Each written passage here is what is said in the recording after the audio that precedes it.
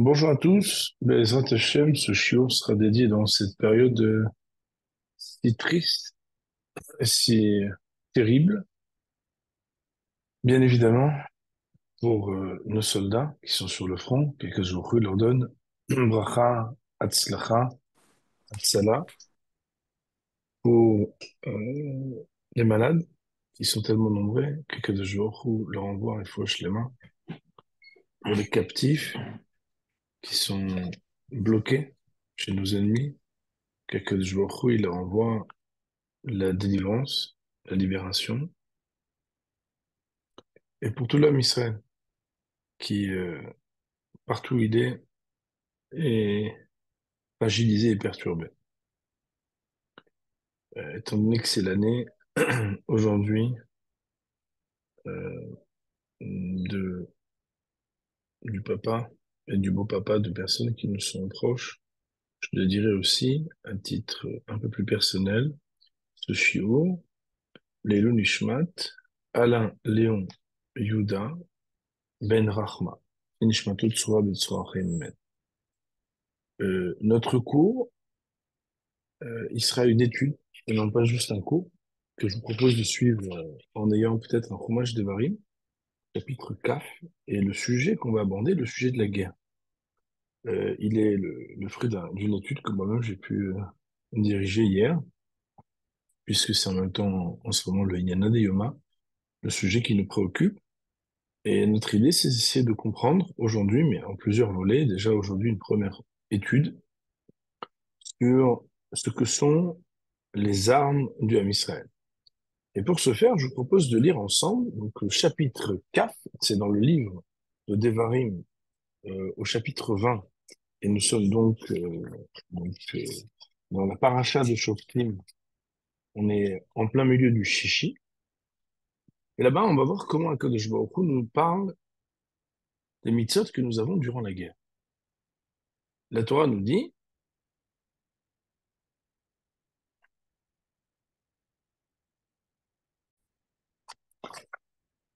donc la Torah nous dit, donc la Torah nous parle de la guerre à plusieurs endroits.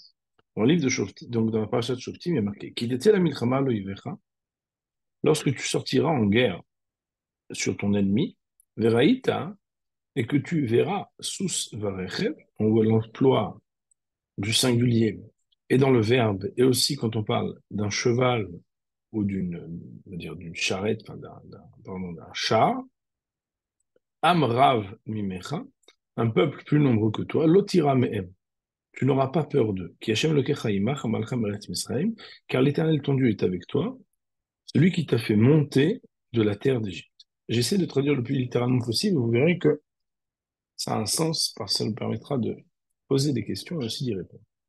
Vaya kikarofchem el hamilchama venigash hakohen v'diber elav. Et voilà que quand vous vous rapprocherez, là on parle au pluriel et plus au singulier, de la guerre, le Kohen s'approchera du peuple. Ve'amar alehem, et il parlera. Donc c'est le Kohen, c'est le Kohen qui va venir et qui va parler au peuple. Amar alehem, Shema Israël, écoute Israël, atem krevim ayom la milchama lo yivechem. Vous êtes en train de vous approcher de la guerre euh, contre vos ennemis. Al yirach levavchem, que vos cœurs ne soient pas fragilisés. Al tireu, n'ayez pas de peur. Al tarpezu, ne vous précipitez pas. Il y en a qui vont dire ne vous enfuyez pas. Ve'al ta'artzu mipnehem, et ne vous débandez pas devant eux. Voilà comment le Rav Kaplan, en tout cas repris ici, est traduit. Ki Hashem Elokechem haolech imachem leilachem lachem, imo yivechem loshia etchem. Car l'Éternel, votre Dieu, est celui qui marche avec vous pour faire la guerre pour vous, avec vos ennemis, loshia etchem pour vous libérer. Et là, le texte nous dit, V'dibru shotrim el ha'am lemor mi'aish asher ban habayit. Et là, on va avoir une mise en garde pour vérifier qui sont les personnes qui doivent rentrer et ne pas partir en guerre. Vous avez dû entendre parler de ça, n'est-ce pas? On parle entre autres de celui qui a construit une maison mais qui n'a pas encore inauguré, de celui qui s'est marié et qui n'est pas encore été avec son épouse, c'est-à-dire qui s'est fiancé et pas marié. Après la halakha, vous savez qu'on se fiance et après on se marie. Et celui aussi qui avait planté une vigne mais qui n'avait pas encore pu s'occuper de sa vigne. Et les commentateurs vont nous dire que dans ces trois cas, si on parle d'une milchamet reshut, c'est-à-dire d'une guerre de conquête, mais pas une guerre d'obligation, alors à ce moment-là, hein, il rentrera chez lui, de peur que quoi? Penyamout, sinon il veut peut-être mourir, et à ce moment-là, bah voilà, si par exemple il était marié, enfin il était fiancé, c'est quelqu'un d'autre qui va prendre son épouse. S'il avait construit une maison, c'est quelqu'un d'autre qui va en profiter, etc. Et là, il est marqué, Veyesfo shotrim ledaber el am. Et là, maintenant, on parle des shotrim. Shotrim, on pourrait appeler ça les policiers, mais bon, c'est pas des vrais policiers, c'est des policiers rabbiniques. En général, ils ont plus un chapeau qu'une casquette, ils ont plus une barbe qu'un sifflet, etc. Enfin, j'imagine, hein. Ve'amrou, ils vont dire, Ve'amrou miyaïch yare berach alevav. Yelech veyeshuv lebeto. Qui est l'homme qui a peur, qui est fragile, inquiet, Yelech veyeshuv lebeto, qui rentre chez lui. Velo imas et levav echav kidbavo. Il ne faudra pas qu'il fragilise le cœur de ses frères comme son cœur. Et à ce moment-là, et à ce moment-là, il y aura d'autres ordonnances qui seront données. Mais d'abord, il faut mettre les choses au clair. On voit ici donc qu'il y a un champ lexical qui est très clair, hein. C'est le champ lexical de la peur. Quand on parle de la guerre, on parle d'une réunion où, comme on le sait, et comme on le voit, quelqu'un qui part en guerre, il s'expose au risque de la mort. Et on voit que la Torah ici met en garde qu'on ne doit pas avoir peur ni être fragile. C'est extrêmement difficile de comprendre comment on peut avoir l'ordre de ne pas avoir peur. Et d'ailleurs, ça fait l'objet de questionnements que nous allons poser très clairement et de commentaires très intéressants. Avant que de rentrer dans ce sujet-là, de la peur elle-même, je vais vous citer une Gemara dans le traité de Sota qui parle justement de l'introduction de cette mise en garde où le Cohen veut dire les mots Shema Israël. Le texte que vous avez sous les yeux est en fait une édition ponctuée de ce qu'on appelle les Yaakov, ce sont les Haggadot du Talmud. Et dans ces Haggadot, en fait, la Gemara, dans le traité de Sota, à la page Membet, la page 42, pose la question. Amar Aleem Shema Israël. On a dit que le Cohen doit s'adresser au peuple avant de rentrer en guerre et de leur dire Shema Israël. Maïshna, Shema Israël. Qu'est-ce qu'il y a de différent pour qu'on leur dise Shema Israël plutôt qu'autre chose? Il y a beaucoup de versets dans la Torah, on aurait pu leur dire plein de choses. La Gemara de dire Amar Rabbi Yochanan Mishon Rabbi Shimon Bar Yochai, Rabbi Yochanan dire au nom de Rabbi Shimon Bar Yochai, Amar Lehem HaKadosh Baruch Hu l'Israël, c'est qu'Hachem veut dire au peuple d'Israël, Afilo lo kiyamtem la kriyat shema shachrit ve'arvit, même si vous n'avez accompli comme mitzvot que la mitzvah du kriyat shema le matin et le soir, en atem nimsarim bi'adam, vous ne perdrez pas la guerre. Autrement dit, ici on veut nous dire que la mitzvah de kriyat shema, la récitation du schéma le matin et le soir pourrait suffire pour ne pas être perdu lorsque on part en guerre. Bien évidemment, tous les commentaires se demandent, mais comment c'est possible? Pas exagérer quand même. C'est une réduction assez extraordinaire. Et on sait bien que Shema Israël sont quelques mots. Qu'est-ce qu'il signifie? En quoi le Shema Israël est quelque chose de particulier qui peut sauver en guerre? Alors hier, j'ai regardé un petit peu les commentaires pour essayer de comprendre de quoi on parle ici. Euh, il faut savoir que Shema Israël peut être abordé comme une tfila et Shema Israël peut être abordé comme une étude de la Torah. Je ne sais pas si vous le savez, normalement, il ne faut pas le dire en public. Et d'ailleurs, c'est une des questions des commentaires. La Gemara, dans le traité de Menachot de la page 99b, nous dit que celui qui, pour accomplir le commandement d'étudier la Torah, tous les jours et toutes les nuits, c'est qui est marqué Vagitabo, Yomam Velaila. Il faut étudier la Torah le jour et la nuit. Si quelqu'un, Bémet, n'a fait que lire le Kriyat Shema le matin et le soir, Bedi Avad a posteriori, alors il serait acquitté de cette mise d'avoir étudié la Torah. Pourquoi? Parce que c'est vrai qu'en lisant le Kriyat Shema, elle a aussi dit un verset de la Torah. Et quand on lit un verset de la Torah, on sait bien qu'on est Yotzei Dechova, on a acquitté la mise de Limud Torah. D'ailleurs, vous savez bien le matin quand on dit à chaque chose se fait dans le livre de Torah et qu'on dit Baruch Hashem Baruch Shabbat Harbanu, juste après on dit Vaïdvar Hashem Moshe Lemon de Béala de Lebanon, pourquoi t'es Bachem Israël Morlaim? Pourquoi? Parce qu'étant donné qu'on vient de dire la Bracha de Birkat Torah, on dit juste après, comme si après avoir dit Shakon Yabedvaro, on goûte tout de suite quelque chose, on dit tout de suite un peu de Limud Torah. Autrement dit, on pourrait être acquitté. Alors c'est très intéressant parce que la Gemara là-bas nous dit, et d'ailleurs c'est Rabbi Shimon Bar Yochai qui dit ça, le même. Il dit que cette halakha-là, on n'a pas le droit de la dire devant des ignorants. Pourquoi? Parce que le Hamaharetz, le peuple de la terre, l'ignorant, si on lui dit qu'il peut être Yotsé qu'en faisant Kriyat Shema le matin et le soir, qu'est-ce qu'il va faire? Il va le faire tous les matins, tous les soirs, mais il ne va pas du tout étudier. C'est la raison pour laquelle, normalement, il ne faut pas du tout évoquer ce sujet-là. Alors, tous les commentateurs posent la question, puisque Rabbi Shimon Bar Yochai, c'est lui qui a dit ici que le Kriyat Shema, c'est ce que Akadosh Baruch Hu, il dit que même si quelqu'un n'a accompli que Kriyat Shema le matin et le soir, alors il pourra être sauvé. Si on parle de la misa du Limud Torah, normalement, on ne peut pas dire ça. Alors, la réponse qui a été donnée, très intéressante, c'est que quand on est en guerre, on n'a pas la même obligation d'étudier la Torah. Et ça paraît évident, n'est-ce pas? C'est que ce que d'habitude on ne dit pas devant des Amaharetz, là, hein, on aura le droit de le dire devant tout le monde, parce que même le Talmid Chacham, s'il part en guerre, bah lui, il ne peut pas s'arrêter pour étudier la Torah. Et on sait bien que quand on est occupé à quelque chose qui ne peut pas être fait par quelqu'un d'autre, alors on est exempté de l'étude de la Torah. Néanmoins, le fait de dire Kriyat Shema le matin et le soir, c'est quelque chose qui préservera. Ça, c'est une première explication qui est très intéressante. Mais il y a une autre explication qui est pas moins intéressante. Euh, le Chachamim nous explique que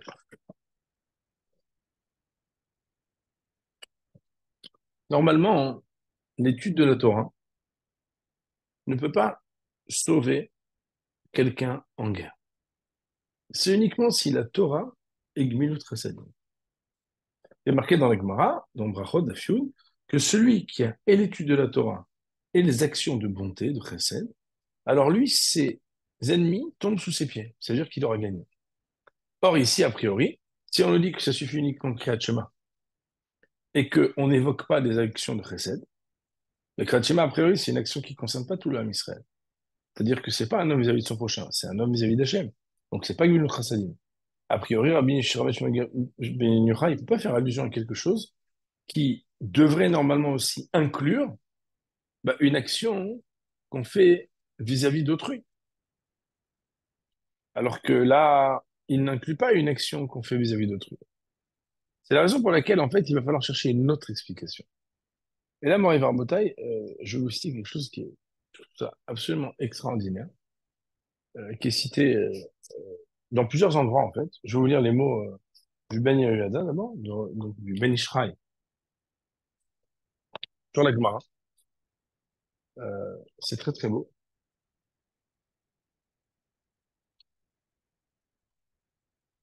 Je vous demande juste un instant. Alors, le Ben Ishraï, je vais vous le partager aussi. Le Ben Yehoyada, en fait, il nous dit la chose suivante. Il nous dit que si on compte les mots du schéma Israël, les mots du schéma Israël sont au nombre de 25. Et c'est très intéressant puisque 25, c'est Kafré. Et il nous dit, Laura, regardez comme c'est marqué là, en bas de la première page que je vous ai envoyée. Irel Ipesiat Adishmaya, Kaf et Atvan. Il me semble, avec l'aide d'Hachem, de dire qu'il y a 25 mots chez le Shema Israël. Em Cherev Pifiot. Ce sont des glaives qui sont dans les bouches des Juifs, la Chit Ba'em Oive Israël, pour littéralement exterminer les ennemis d'Israël. Et dit d'ailleurs, c'est très intéressant, puisque dans la page Membet Amoudbet, donc dans la page 42b, juste après dans la Gemara, on parle là-bas, vous savez, de la guerre où Goliath, le Philistin, est venu pour combattre. Et là-bas, il est venu voir Shaoul, et puis il ne savait pas comment savoir qui c'est qui allait combattre. Et comme vous le savez tous, tout le monde connaît l'histoire de David et Goliath, elle est extrêmement connue. Et là-bas, en fait, c'est marqué dans le verset, la reine Irdish Apelishti Beze Mikoch Mazalo, Veratza Levatel Mekrat Shemesh Achid Vaharit. La Gemara elle dit là-bas que quand il est venu, il y a marqué Ashkem Vaharev, il est venu le matin et le soir, en les provoquant pour pouvoir faire la guerre avec eux. Il dit, donnez-moi un homme de chez vous qui est capable de me combattre. Il venait le matin, il venait le soir. La Gemara dit, pourquoi on dit le matin et le soir? Ben, la Gemara elle dit, c'est parce que le matin, c'est Kriyat Shema du matin, le soir, c'est le Kriyat Shema du soir. Ça veut dire quoi? Ratza Levatel même Kriyat Shema Shachid Vaharit. Il avait senti et pressenti que ce qui pouvait les faire vaincre, c'était le Kriyat Shema du matin et du soir. Et c'est pour ça qu'il venait les déranger pour essayer d'annuler cette mitzvah. Que Moshe Amrou les Kaman, comme c'est marqué, Ashkem Be'arev. Et le Zohar, en fait, nous dit, on le dit tous les jours dans le psaume de David, Romemot el bigronam becherev pifio de Adam. On pourrait dire c'est comme des lances dans leur gorge et ce sont des glaives dans leur bouche. Que quoi? Que le Zohar va nous dire que les glaives que nous avons dans la bouche, ce sont le schéma Israël. Bien sûr, ceux qui veulent compter, on peut regarder. Hein. Donc, schéma, 3 lettres. Israël, Sam, Sin, Resh, Aleph, Lamed. Hachem, Yud, Ke, Vav, Ke, 12. Elokeinu, Aleph, Lamed, Yud, Nun, Vav. Hachem, Yud, Ke, Vav, Ke. Echad, euh, Aleph, Red. Un instant, il y a un compte qui est pas bon. Je veux le prendre dans un sido. On sait tous compter jusqu'à 25, mais peut-être pas voir les lettres. Donc, je reprends dans les lettres. Shin Mem Aïn, 3. Israël, Yud, Sin, Resh, Aleph, Lamed. On est à 8. Hachem, donc on rajoute 4, 8 et 4, 12. Elokeinu, on rajoute 6, 6 et 12, 18. Euh, et 4, 22. Et 3, 25. Et on est donc à 25. Et il dit, c'est très intéressant aussi parce que Moshe Rabbeinu, il a marqué Vaïfen ko bacho vayarog et Mitzri. Quand il a dû intervenir pour tuer cet Égyptien qui a fait du mal, il a marqué Vaïfen, il s'est tourné ko vacho. Et vacho, c'est café. 25 et 25. Ça veut dire que c'est par la force du Kriyat Shema qu'il a pu tuer l'Égyptien qui était devant lui. Et il dit le Rav, c'est très intéressant aussi que lorsque Yosef Hatzadik, il a envoyé les nouvelles à son père, il lui a dit Ko amar bincha Yosef, samani Elokim ladon echol Mitzrayim.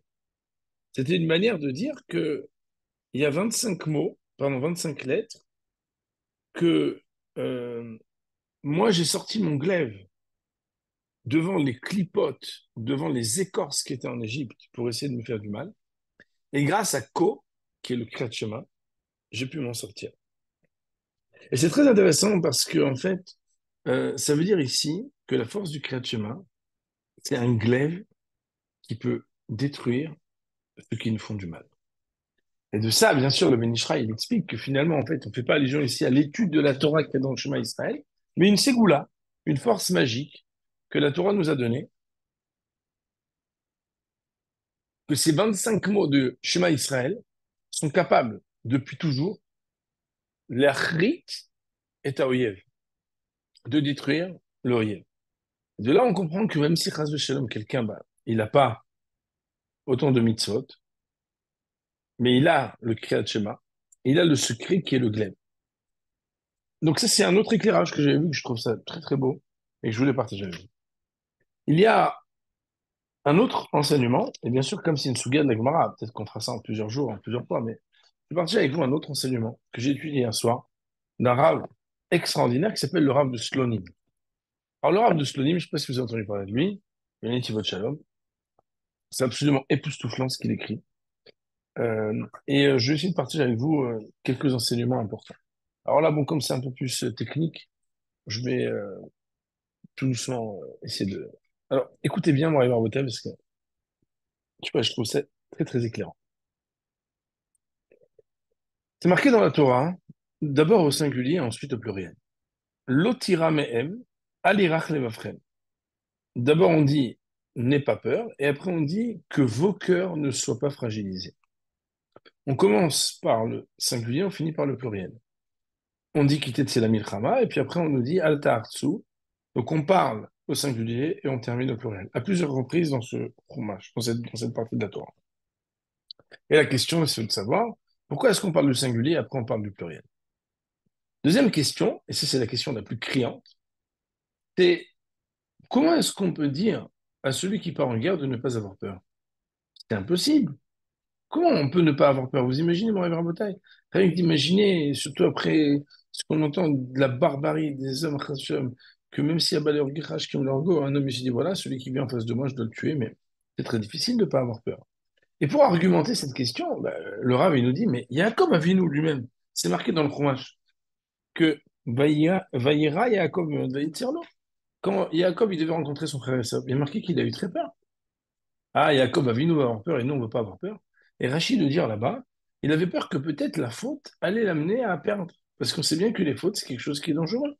Alors il dit, le Rav, est-ce que quelqu'un il peut être plus que Yaakov Avinu? Si Yaakov Avinu il a eu peur, nous aussi on doit avoir peur. Comme un coach d'un côté, il nous enseigne dans la Torah que Yaakov Avinu a eu peur devant Esav, quand il allait le rencontrer, et que de l'autre, il nous dit à nous que chaque fois qu'on part en guerre, on ne doit pas avoir peur. Question est claire, Baudet. Ouais.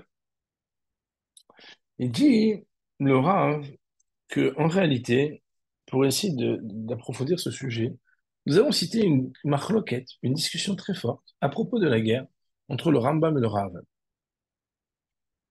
Le Rambam nous dit, alors c'est un texte qu'il faudrait regarder, hein, parce que c'est très très puissant. Alors le texte du Rambam, exceptionnel, c'est...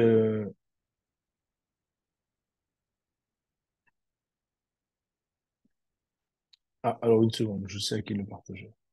Le texte du Rambam, qui est assez exceptionnel, je demande un instant,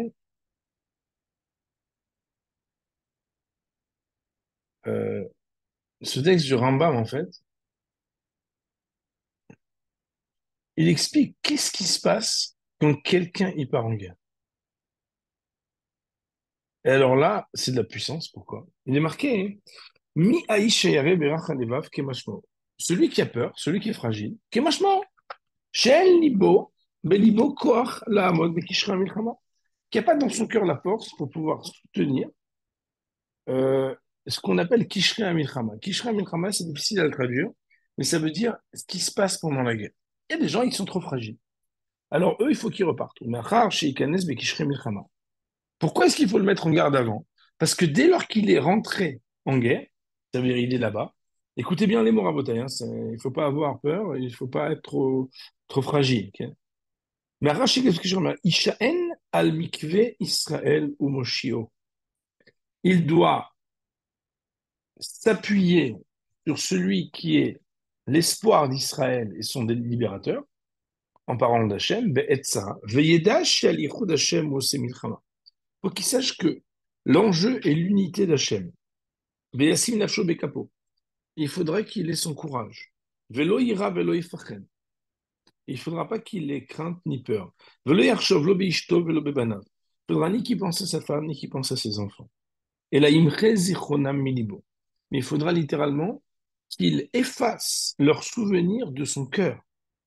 Veifne mikol davar la milchama. Il faudra qu'il se défasse et détache de tout engagement pour pouvoir être concentré que sur la guerre.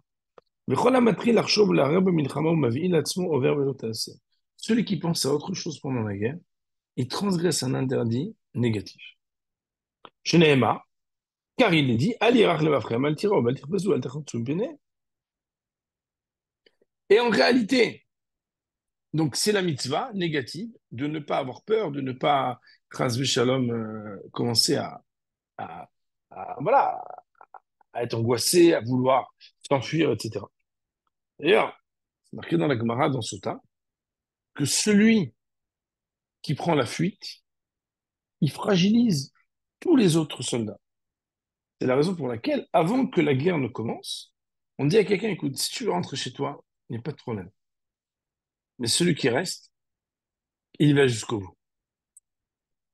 Et donc, bon, il y a une suite dans le Rambam, c'est très très beau, hein, puisque bon, le Rambam nous dit, Velo odela shekol dmei Israël tluim betzavaro. Un homme il doit savoir que tout le sang du peuple d'Israël dépend de lui. C'est ça qu'on doit avoir dans l'esprit. Et s'il n'a pas fait la guerre avec tout son cœur et toute son âme, c'est comme si Chas Shalom, il est responsable du sang qui pourrait couler dans tout Israël. Shenebar velo imas et levav echav kilvavo.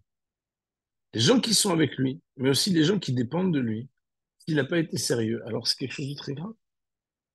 Et donc après, donc, il y a une suite. Maintenant, ce qui est très intéressant, c'est que le Rahavad, lui, il n'est pas du tout d'accord avec le Rambam.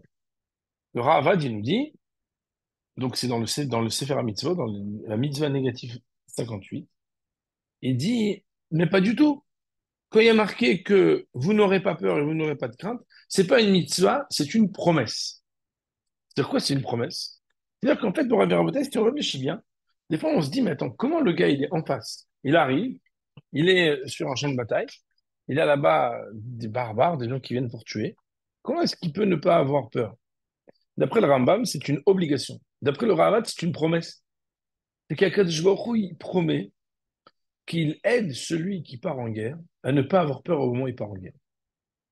Et d'ailleurs, Bémet, si on réfléchit, on peut comprendre que c'est vraiment un cadeau d'Hachem d'être capable de se battre et de résister lorsqu'on est sur un champ de bataille. Ce qui est extrêmement intéressant, c'est d'essayer de comprendre c'est quoi la racine de leur discussion entre le Rambam et le Ravad. Sur quoi ils discutent? Un, il dit c'est une mitzvah, l'autre, il dit c'est une promesse. Comment on peut comprendre? Alors, en réalité, bah, le Ravad, c'est assez facile à comprendre. C'est comment on peut demander à un homme de contrôler sa peur. On ne peut pas lui demander. Il dit que, par exemple, les mitzvot qui dépendent du cœur, comme Ahavat Hashem, etc. Donc, c'est 6 mitzvot éternels. Aimer, il dit, même si ça dépend du cœur, on peut arriver à aimer. On fait un effort. Mais ne pas avoir peur, c'est quasiment impossible de le contrôler. Donc, pour le Ravad, en fait, c'est impossible d'imaginer qu'Akadosh Baruch Hu, quand il dit ça, il dit à un homme, n'aie pas peur. Vous savez, des fois, si quelqu'un a très peur, je dis, arrête d'avoir peur, mais arrête d'avoir peur. Justement, ça me fait encore plus peur. C'est impossible. Comment la personne crasse si elle a peur, elle a peur. Mais pourquoi tu as peur? Pourquoi tu as peur? Parce que j'ai peur. La peur, c'est une émotion, c'est pas quelque chose qui se contrôle a priori. Alors, si c'est comme ça, bah, on comprend bien le Ravad qui dit que c'est une promesse et qu'il y a un cadeau d'Akadosh Baruch Hu qui fait que quand on est enfin, voilà, quand on est sur le front, Hachem, il aide la personne, pas à avoir peur. Mais d'après le Rambam, alors comment on comprend? Alors, il dit en fait, le Rav, que si on regarde les versets, tout à l'heure, je vous les ai donnés, hein, on a posé la question du singulier et du pluriel. Vous vous rappelez? On a dit qu'a priori, c'est bizarre, marqué qui tetse la milchama, alo evecha au singulier, raïta, c'est au singulier, lotira mehem, etc. Après, marqué vari, vayak kekarofrem, et lorsque vous vous rapprocherez, tout d'un coup, on passe au pluriel. Et là-bas, hein, c'est à ce moment-là que le Kohen dit Shema Israël. Sujet à propos duquel on vient d'expliquer qu'il ne faut pas avoir peur, etc.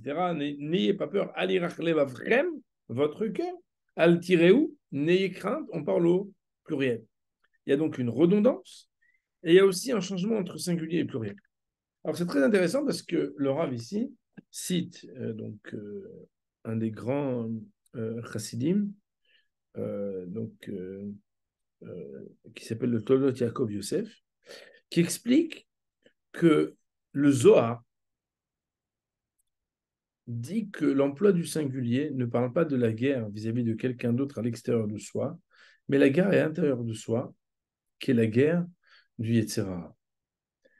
Et que, en fait, le Rambam a peut-être lu qu'ici on parle de deux choses. C'est que au début de la paracha, on dit Kitetse la milchama aloivecha. Lorsque tu sors en guerre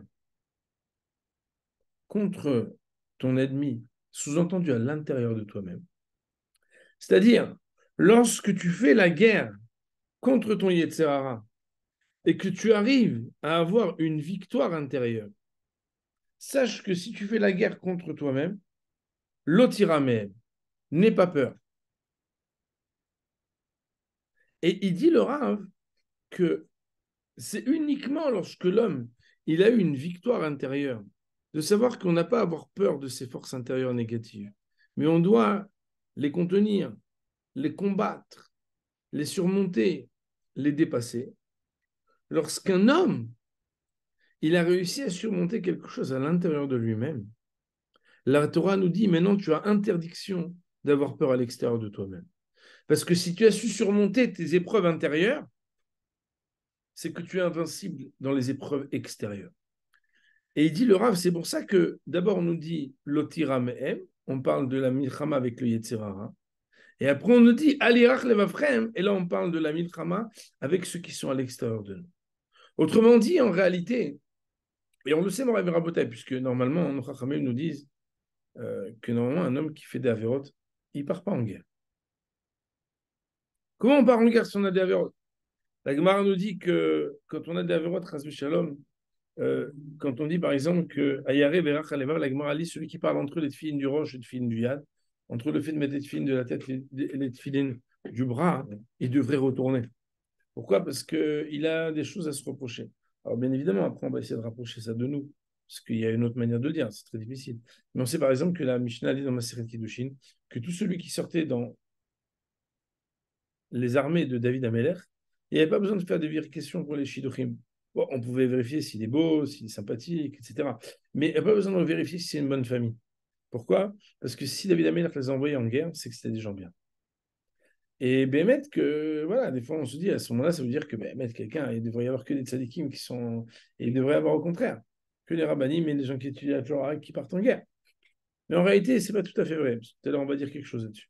En tout cas, on voit que le Rambam, peut-être, a été inspiré, nous dit le Rav, parce qu'il est marqué dans les Sfarim Akdoshim et qui est connecté au fait que lorsque l'homme à l'intérieur de lui-même il se surpasse, si tu as gagné cette guerre à l'intérieur de toi, tu n'as plus à avoir peur d'aucune guerre à l'extérieur de toi.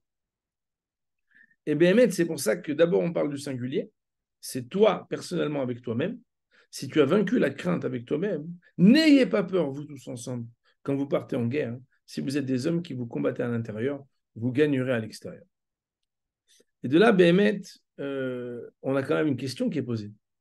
Et pourtant, il y a marqué que Yaakov Avinu, il a eu peur.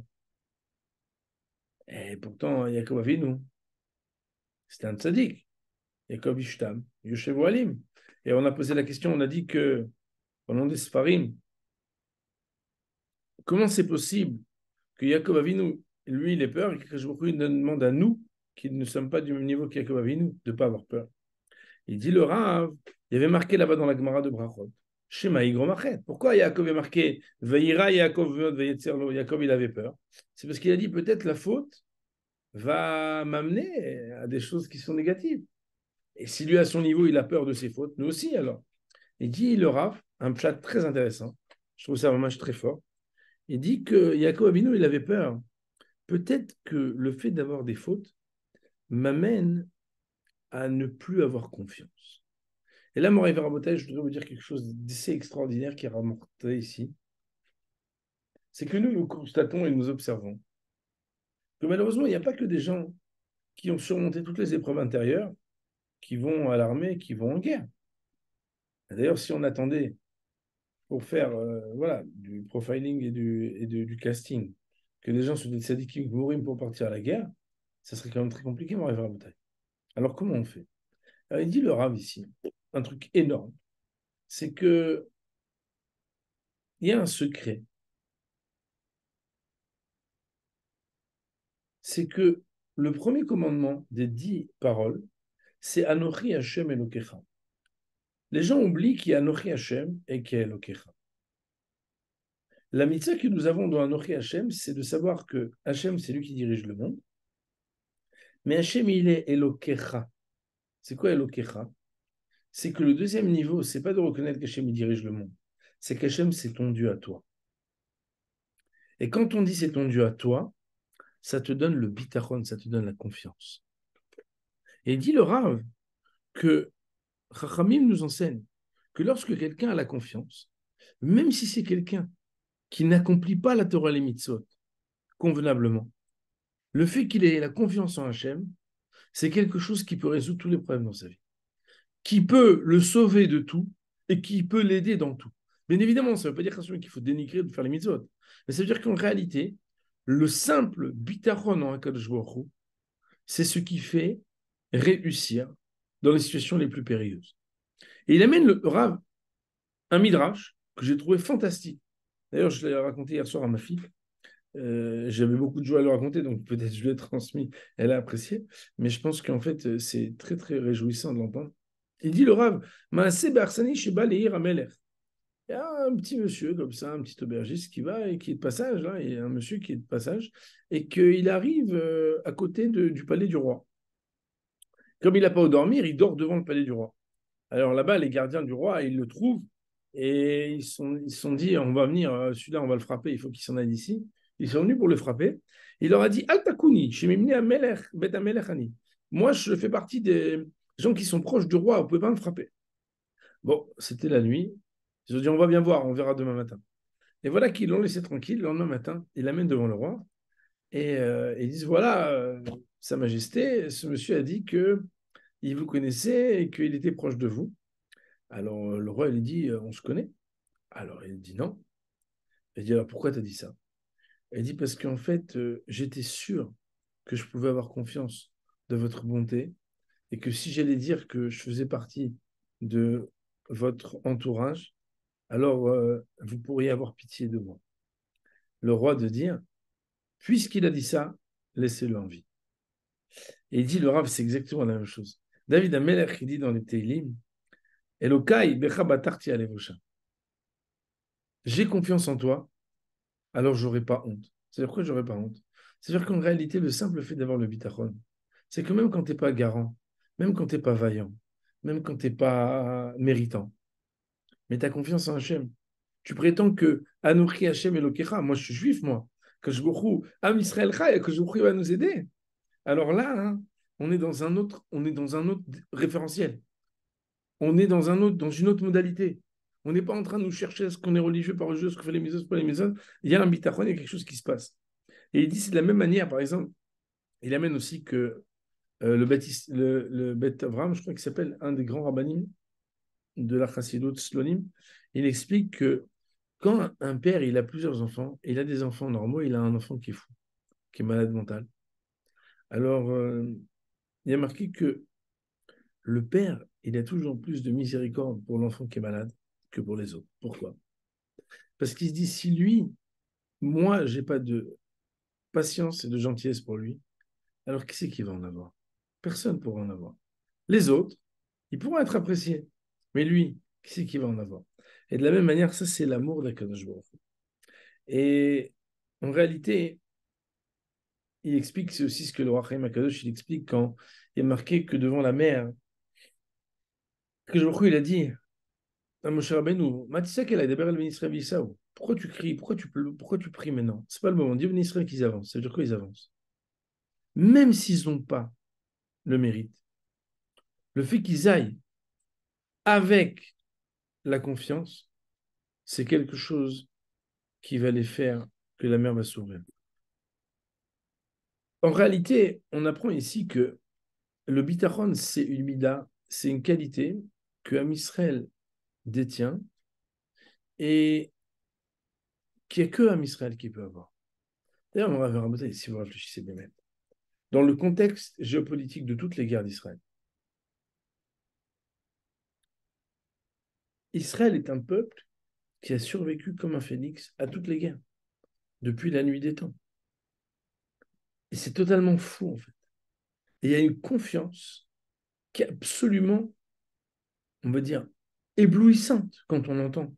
Je ne sais pas si vous voyez aujourd'hui les messages de solidarité, les messages de Ham Israël et les messages que Jour va nous aider, que Netzar Israël Loï chacun.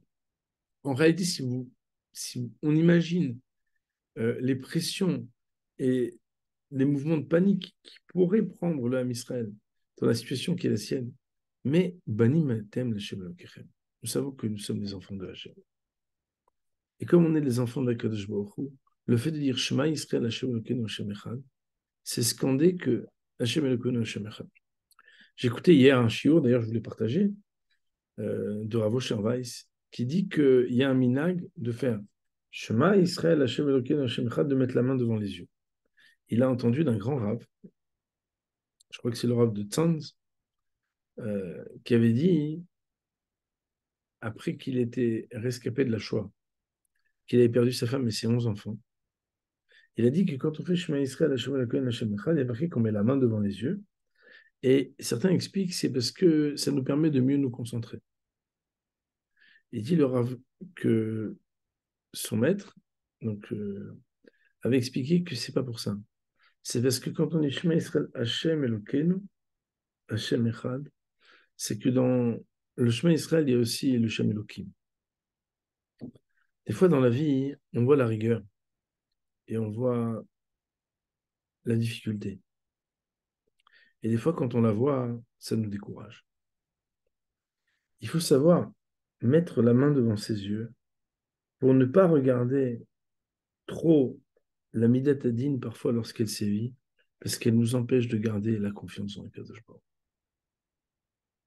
Shema Israël, Hashem Elokeinu Hashem Echad, on doit se dire que même si des fois on voit le nom d'Elohim, c'est-à-dire la Nagad Hashem qui est rigoureuse et qui est dure, et quand on voit ce qui s'est passé ces quelques jours, ce jour de Simchat Torah, les larmes coulent naturellement et facilement, tellement on est triste de savoir, d'entendre, de voir, d'écouter les témoignages. Mais il faut être capable, moi et Véramoté, de ne pas regarder. C'est à quoi de ne pas regarder? Si on regarde, on peut perdre le bitachon. On doit se concentrer sur le fait que Anochi, Hashem, Elokecha. Banim, Atem, Hashem, Elokechem. Nous sommes les enfants d'Hachem. Hachem est notre Dieu. C'est lui qui nous aime. Et Akadosh Baruch Hu, c'est lui qui fait la guerre pour nous. Voilà le premier volet de notre étude. C'est de se dire qu'en réalité, quand on nous dit tu n'as pas le droit d'avoir peur, c'est que tu n'as pas le droit d'avoir peur. C'est qu'en réalité, quand on a confiance, on ne peut pas avoir peur. Et que notre difficulté, c'est que parfois, à cause de ce qu'on entend, on oublie que c'est notre Père. On oublie que c'est notre Dieu. On oublie que c'est lui qui dirige le monde. On oublie que Kadosh Baruch Hu, il a une histoire pour nous. Et il nous a associés à quelque chose. Pour arriver à Rabotai, beaucoup de personnes essayent de rentrer dans l'interprétatif, donner des explications, donner des connexions avec les prophéties, avec la fin des temps, avec le pourquoi, du comment, etc. La seule réponse qu'on peut donner, c'est que c'est la volonté d'Hachem. On ne doit pas rentrer, pardon, on ne doit pas entrer dans des interprétations, à se faire les porte-paroles de la parole d'Hachem. On comprend malheureusement jamais immédiatement les choses profondes qu'Akadosh Baruch Hu y fait. Personne ne peut dire le pourquoi du comment, qui, où, quand les choses se passent, pourquoi les gens, chas v'shalom, sont atteints, sont fragilisés. On doit avoir au contraire une émouna et un bitachon. Parce que quelqu'un, il a la émouna, le bitachon, c'est qu'il a la foi en Akadosh Baruch Hu, il a la confiance en Akadosh Baruch Hu. Et comme le verset nous le dit, Israël, betach b'Hashem, Ezram ou Maginam. Israël ont confiance en Akadosh Baruch Hu. Ezram, il est leur aide. Maginam, il est leur bouclier. Et c'est ça qu'on doit penser. Netzach Israël, lo yeshaker. L'éternité d'Israël et la victoire d'Israël, lo yeshaker, ne décevra jamais.